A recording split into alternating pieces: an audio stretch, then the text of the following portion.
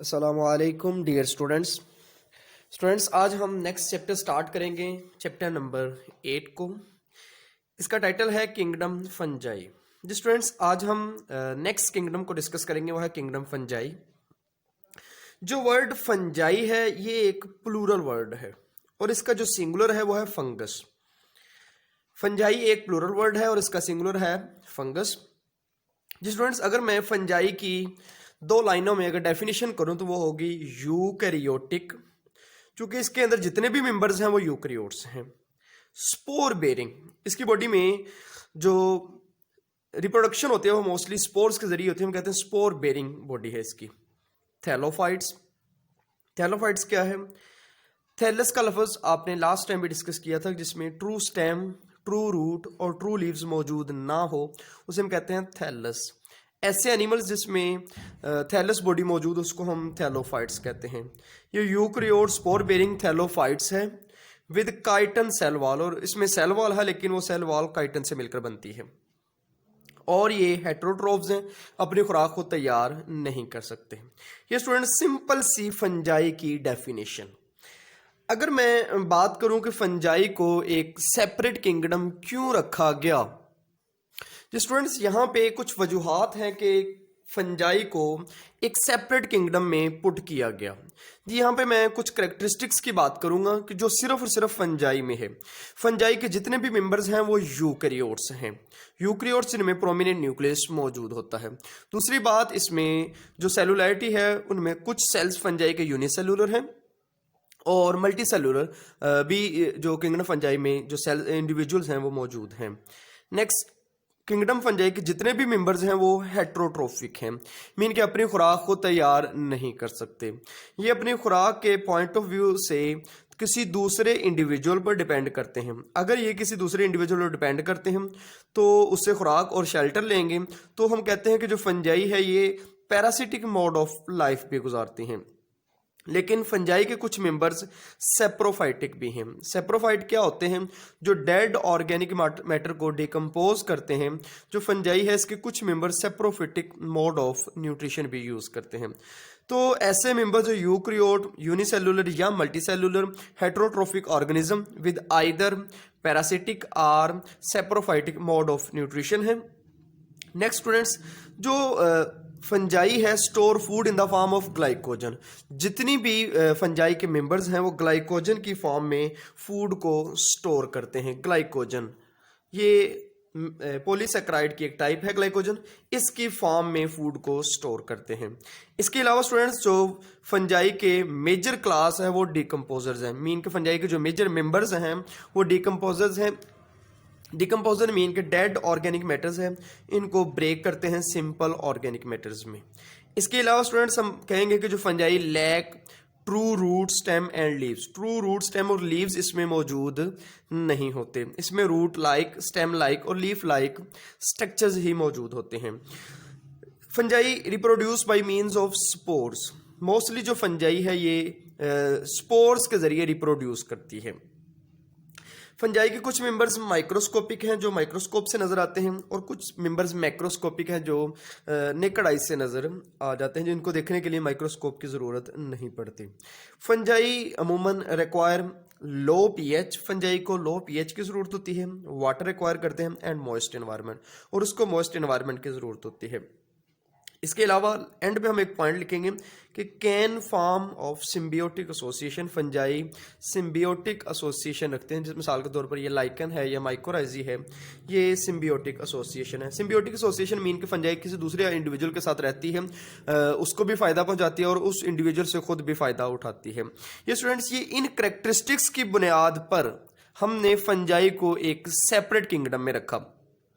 अगर मैं अब बताना चाहूँ कि फंजाई क्या है, फंजाई अब मैं बताऊंगा fungi are eukaryotic, either unicellular or multicellular and heterotrophic organism with parasitic or saprophytic mode of nutrition that store food in the form of glycogen and are a major group of decomposers that lack true root, stem and leaves and reproduce by means of spores, and some members are microscopic and some are macroscopic. Fungi require low pH, water and moist environment for their existence and can form of symbiotic association. Symbiotic association either in the form of lichen या माइकोराइजी। अब ये lichen या माइकोराइजी क्या है हम next detail में इनको discuss करेंगे। जी स्टूडेंट्स, ये वो करेक्टरिस्टिक्स हैं जिनकी बुनियाद पर फंजाई को एक सेपरेट किंगडम में रखा गया।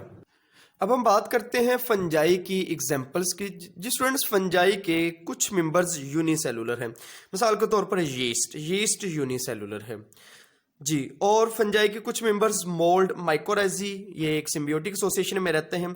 ये मल्टी सेलुलर हैं, लेकिन मल्टी सेलुलर माइक्रोस्कोपिक, जो सिर्फ और सिर्फ माइक्रोस्कोप के नीचे ही नजर आते हैं। इसके अलावा फंजाई की तीसरी एग्जांपल हमारे पास ट्रफल्स या मशरूम। ये मल्टी सेलुलर हैं लेकिन मैक्रोस्कोपिक हैं। जी स्टूडेंट्स, हमारे पास फंजाई की तीनों एग्जांपल्स हैं, यूनिसेलुलर, कुछ मल्टी सेलुलर जो माइक्रोस्कोपिक हैं, और मल्टी सेलुलर मैक्रोस्कोपिक। अब स्टूडेंट्स, जो यूनिसेलुलर है, multi cellular microscopic, multi cellular macroscopic, इनकी स्ट्रक्चर्स क्यों देखते हैं। आइए सबसे पहले हम देखते हैं यीस्ट के स्ट्रक्चर। यीस्ट यूनिसेलुलर है। इसकी आउटर मोस्ट जो वॉल है इसको हम कहते हैं सेल वॉल। इसके अंदर फूड स्टोर करने के लिए स्टोरेज ग्रेन्यूल्स मौजूद हैं। इसके अंदर माइटोकॉन्ड्रिया है जो एनर्जी प्रोड्यूस करेगा। यीस्ट का साइंटिफिक नेम हम यूज करते हैं सैक्रोमाइसिस सेरेविसी। इसके डिफरेंट पर्पस हैं, लेकिन अब यहाँ पे हम सिर्फ और सिर्फ इसके स्ट्रक्चर की बात करते हैं। यीस्ट जब रिप्रोड्यूस करता है तो इसमें बडिंग, एक बड बनती है। बड के दौरान जो इसका न्यूक्लियई है ये इस बड में मूव कर जाता है और ये बड बॉडी से अलहदा होकर एक जो सेपरेट इंडिविजुअल बना लेती है। इस तरह जो यीस्ट है ये अपनी लाइफ साइकिल को कंप्लीट करती है और ये यूनिसेलुलर है। नेक्स्ट हम बात करते हैं मोल्ड्स की। जी स्टूडेंट्स, अगर मैं मोल्ड्स की बात करूं तो मोल्ड्स में रूट लाइक स्ट्रक्चर्स होते हैं, उनको हम राइजोइड कहते हैं। इसके अंदर स्पोर बेरिंग एक स्ट्रक्चर है जिसको हम कहते हैं स्पोरेंजियम। स्पोरेंजियम के अंदर स्पोर्स प्रोड्यूस होते हैं और ये एक फिलामेंट की मदद से सपोर्ट होती है। इसको फिलामेंट स्ट्रक्चर को हम कहते हैं स्पोरेंजियोफोर। ये था student structure of Rhizopus species multi cellular microscopic fungi. ये दूसरी। और तीसरी अब हम बात, तीसरा हमारे पास है मल्टी सेलुलर मैक्रोस्कोपिक। जो मल्टी सेलुलर मैक्रोस्कोपिक है इसमें हाइफी है। अब हाइफी क्या है इसको हम बाद में देखते हैं। कोनिडोफोर, वेजिकल्स और कोनिडिया। कोनिडिया और स्पोर्स में बेसिकली डिफरेंस ये होता है कि कोनिडिया को कोई आउटर कवरिंग कवर नहीं कर रही होती, जबकि स्पोर्स को एक आउटर कवरिंग कवर कर रही है, यानी कि स्पोर्स स्पोरेंजियम के अंदर होते हैं जबकि कोनिडिया स्पोरेंजियम के अंदर मौजूद नहीं होते और एक चेन की फॉर्म में अरेंज हो जाते हैं। और जिस स्ट्रक्चर के साथ अरेंज होते हैं उसको हम वेजिकल का नाम देते हैं। और जिस फिलामेंट जो कोनिडिया को सपोर्ट करता है उसको हम कोनिडियोफोर कहते हैं। और यहाँ पे साइटोप्लाज्मिक जो एक्सटेंशन है जिसको हम हाइफी का नाम देते हैं। हाइफी क्या है इसको हम नेक्स्ट देखते हैं। जी स्टूडेंट्स, अब हम बुक से बाकायदा स्टार्ट करते हैं कि फंजाई क्या है।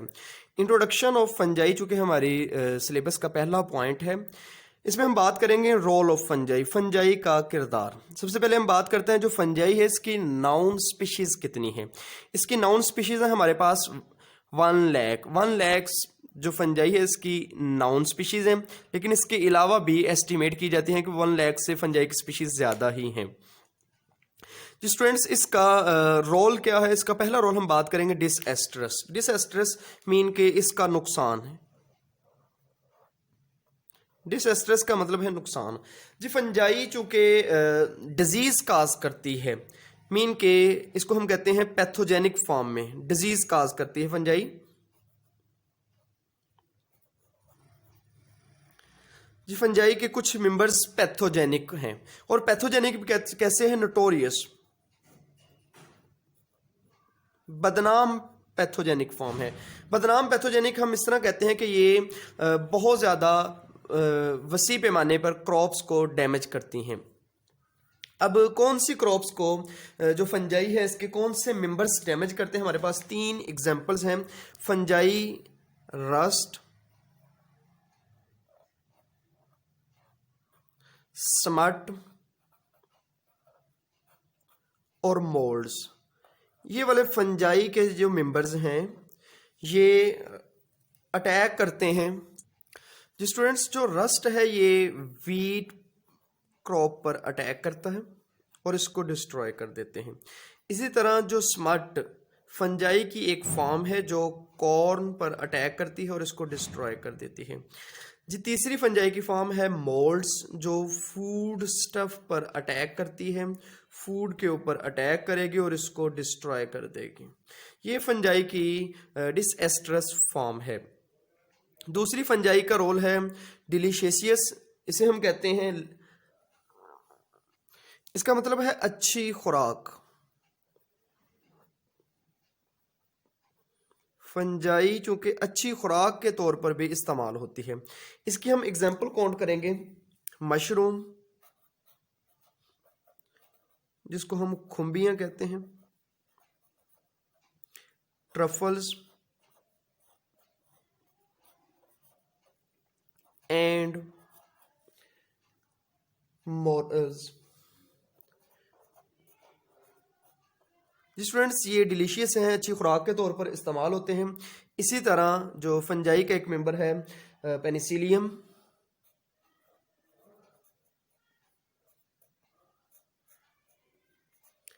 ये जो पेनिसिलियम है ये मेडिसिन है, एक पेनिसिलिन।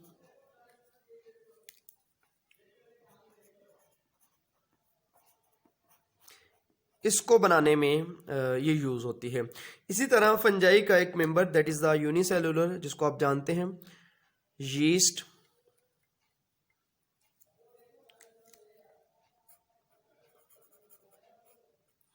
स्टूडेंट्स, जो यीस्ट है ये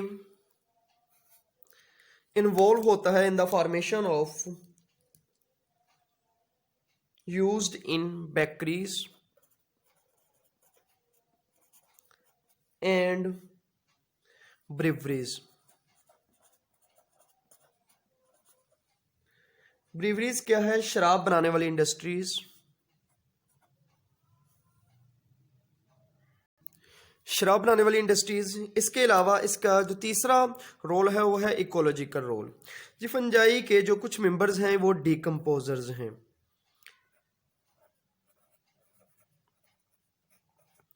डिकम्पोजर्स मीन जो डेड ऑर्गेनिक मैटर को डिके करके सिंपल ऑर्गेनिक मैटर्स में ब्रेक कर देते हैं। फंजाई बैक्टीरिया की तरह एक अच्छा डिकम्पोजर है। जी स्टूडेंट्स, नेक्स्ट हम बात करेंगे taxonomic status of fungi. Fungi का टेक्सोनोमिक स्टेटस मीन के टेक्सोनोमी क्या है? Study of naming and classification of organism, जिसमें हम ऑर्गेनिज्म को डिफरेंट ग्रुप्स में क्लासीफाई करते हैं। तो फंजाई की टेक्सोनोमी, फंजाई को हम डिफरेंट जो ग्रुप्स है उनमें देखेंगे कि जो हमारे पास दूसरे किंगडम है, किंगडम प्लांटी और किंगडम एनिमेलिया, इनके साथ जो फंजाई है इसकी क्या रिजेम्बलेंस है। जी स्टूडेंट्स, आप एक बात याद रखिएगा, study of fungi is called mycology. Study of fungi is called mycology, और वो साइंटिस्ट जो फंजाई को स्टडी करते हैं उनको हम माइकोलॉजिस्ट कहते हैं। ये बात आप याद रखिएगा। जी स्टूडेंट्स, हम बात कर रहे थे कि फंजाई की टेक्सोनोमिक स्टेटस, तो फंजाई प्लांट के साथ रिजेम्बलेंस करती है। वो कौन से ऐसे पॉइंट्स हैं जो फंजाई और प्लांट्स दोनों में कॉमन होते हैं? जी स्टूडेंट्स, पहला पॉइंट पर हम बताएंगे कि दोनों में प्रेजेंस ऑफ सेल वॉल।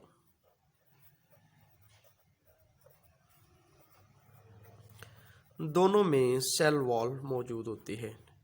अब सेल वॉल चूंकि दोनों में मौजूद है लेकिन केमिकल कंपोजिशन डिफरेंट है। जो प्लांट है इनकी सेल वॉल सेलुलोज से मिलकर बनती है, जबकि जो फंजाई है इसकी सेल वॉल काइटन से मिलकर बनती है।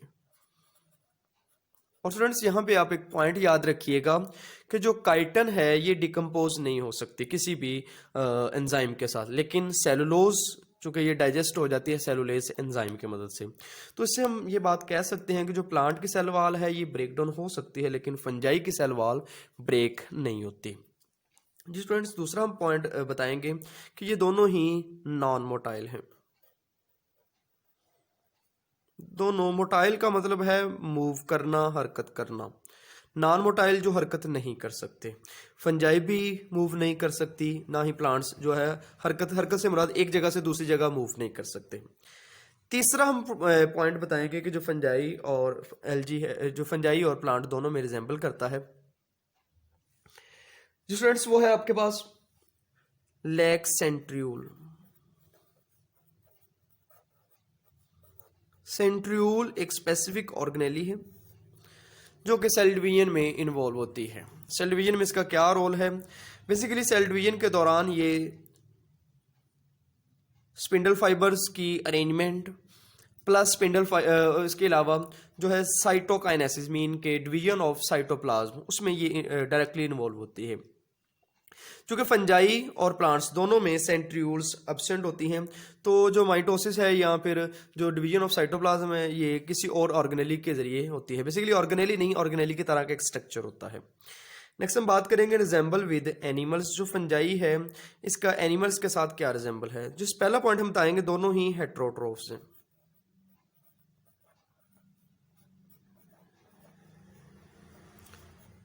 जी, दोनों ही हेट्रोट्रोफ्स हैं, अपनी खुराक को तैयार नहीं कर सकते। दूसरा पॉइंट बताएंगे, दोनों में सेलुलोज एब्सेंट होती है, लैक सेलुलोज। ना फंजाई में सेलुलोज है, ना ही प्लांट एनिमल्स में है, इनमें सेलुलोज होती है। जबकि प्लांट्स में सेलुलोज मौजूद होती है और सेलुलोज इसके सेल वाल बनाती है। नेक्स्ट स्टूडेंट्स, एक पॉलीसेकेराइड है, दैट इज द काइटन। अब ये काइटन फंजाई की सेल वॉल का भी हिस्सा है। इसके अलावा ये काइटन जो इंसेक्ट्स हैं इनकी एक्सोस्केलेटन का पार्ट है।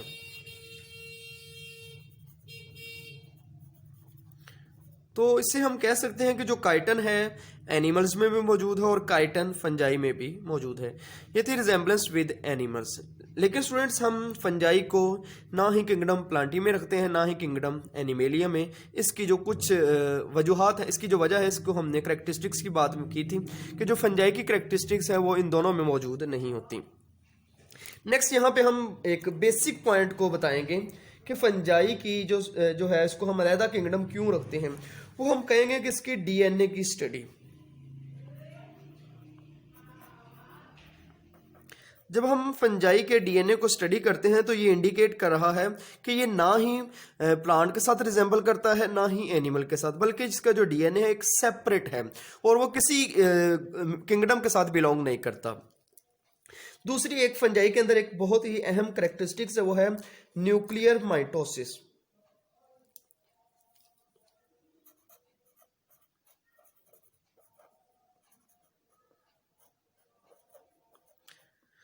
जी स्टूडेंट्स, ये न्यूक्लियर माइटोसिस क्या होती है कि सबसे पहले हम एक जनरल माइटोसिस को देखते हैं। ये आपने जो लास्ट क्लासेस है इनमें भी देखा था कि माइटोसिस के दौरान में होता है कि एक सेल,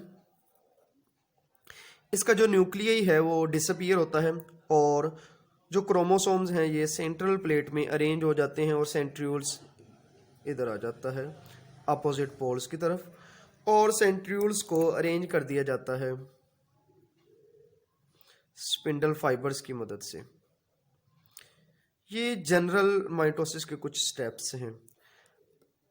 और फिर क्या होता है कि जो न्यूक्लियई है, न्यूक्लियई के अंदर क्रोमोसोम दो इक्वल पार्ट्स में डिवाइड होके दो नए सेल्स में कन्वर्ट हो जाते हैं।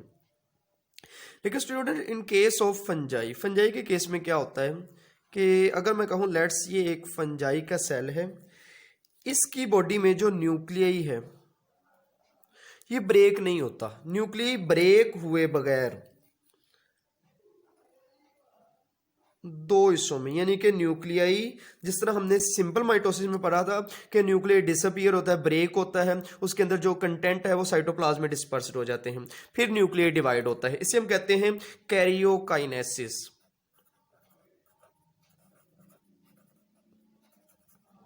Division of nucleus is called karyokinesis. जो सिंपल माइटोसिस है इसमें जो डिवीजन ऑफ न्यूक्लियस होती है उसमें न्यूक्लियर इनवेल्प ब्रेक होता है और जो न्यूक्लियर कंटेंट है वो साइटोप्लाज्म में डिस्पर्स्ड हो जाते हैं। जबकि in case of fungi nuclear mitosis क्या है कि न्यूक्लियर इनवेल्प ब्रेक नहीं होता और ना ही जो न्यूक्लियर कंटेंट है वो साइटोप्लाज्म में डिस्पर्स्ड होते हैं, बल्कि इसका जो न्यूक्लियाई है ये फोल्ड करके दो हिस्सों में डिवाइड हो जाता है और एक सेल के अंदर दो न्यूक्लियाई बन जाते हैं इस तरह।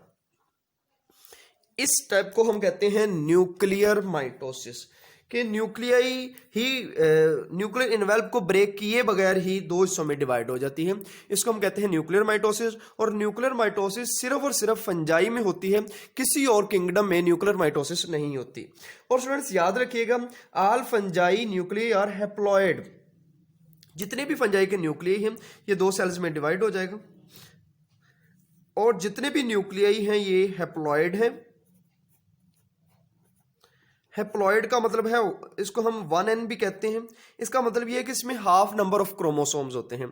अगर मैं कहूं कि इस फंजाई में टोटल क्रोमोसोम की तादाद थी 12, तो अगर मैं ये कहता हूं कि अब ये हैप्लॉइड फॉर्म में आ गए तो ये 6 आ जाएंगे, हाफ नंबर ऑफ क्रोमोसोम्स। जी स्टूडेंट्स, ये है taxonomic status of fungi. Next हम बात करते हैं body structure of fungus. Fungi है, इसका जो बॉडी स्ट्रक्चर है वो कैसा होता है। इसके बॉडी स्ट्रक्चर के पॉइंट ऑफ व्यू से हम दो टर्म्स को देखेंगे कि ये दो नई टर्म्स क्या है। पहला वर्ड हम देखेंगे माइसीलियम। माइसीलियम क्या होता है? स्टूडेंट्स याद रखिएगा, जो बॉडी ऑफ फंगस है, फंजाई की बॉडी ऑफ फंगस, इसको हम कहते हैं माइसीलियम। फंजाई की बॉडी को हम माइसीलियम का नाम देते हैं। अब ये माइसीलियम में long, cylinder, branched, tubular, thread like filament होते हैं।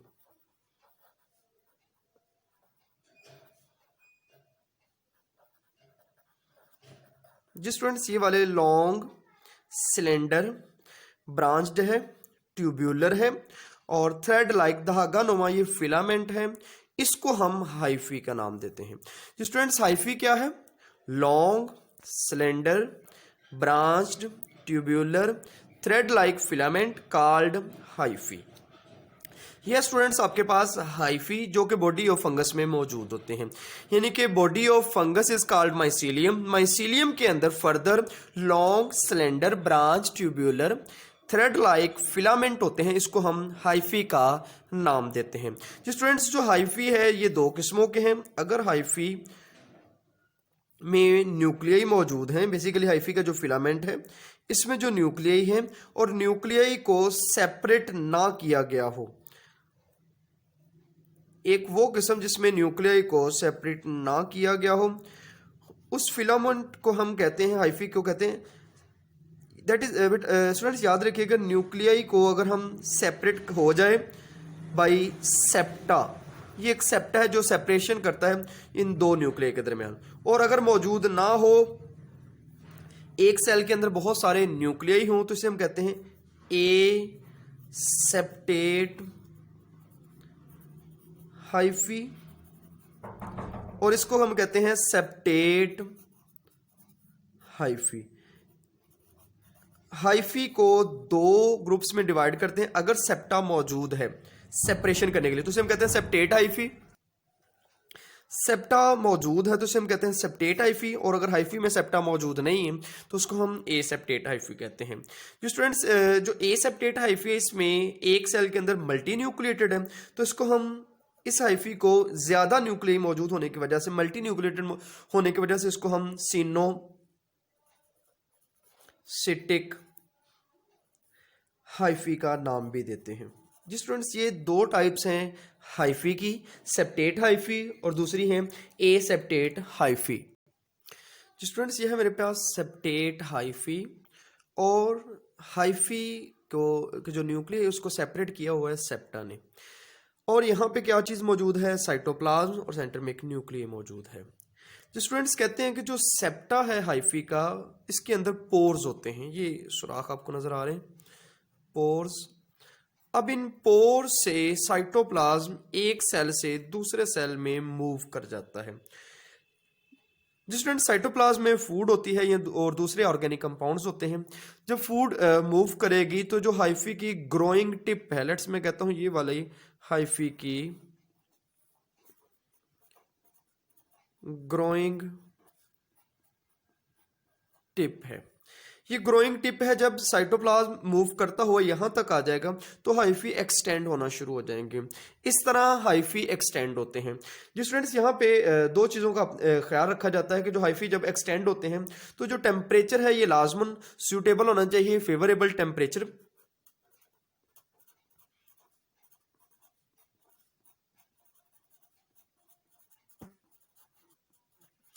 टेम्परेचर फेवरेबल हो और दूसरी फूड की अवेलेबिलिटी। जब ये दोनों चीजें मौजूद होती हैं तो जो हाइफी है ये तेजी से एक्सटेंड करता है।